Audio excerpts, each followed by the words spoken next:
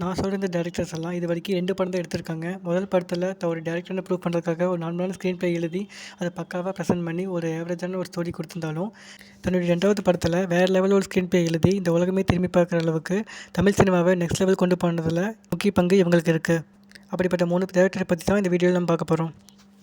தியாகராஜன் குமாரராஜன் இவருடைய முதல் படம் ஆரணிகண்டம் ஒரு கல்ட் கிளாசிக்னே சொல்லலாம். அப்படியே கட் பண்ணி 2வது படம் சூப்பர் டீலக்ஸ். இந்த படம் ஒரு நார்மலான யதார்த்தமான ஒரு ஸ்டோரியை பேஸ் பண்ணி ஒரு அழகாக எடுத்திருப்பாங்க. ஒரு பக்காவான மூவி. டைரக்டர் ராம்குமார் இவருடைய ஃபஸ்ட்டு மூவி முண்டாசு பட்டி. இது செம்ம ஃபன்னாக காமெடியாக பேஸ் பண்ணி உருவாக்கின ஒரு படம்.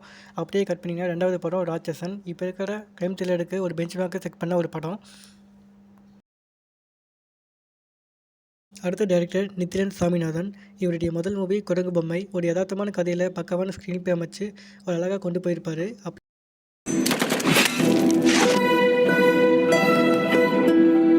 2வது மூவி மகாராஜா.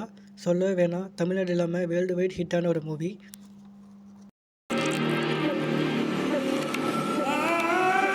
இந்த லிஸ்ட் இதோட முடியல. இன்னும் நிறைய டைரக்டர்ஸ் இருக்காங்க. அது வேணும்னா பார்ட் 1 கமெண்ட் பண்ணுங்கள். தேங்க்யூ.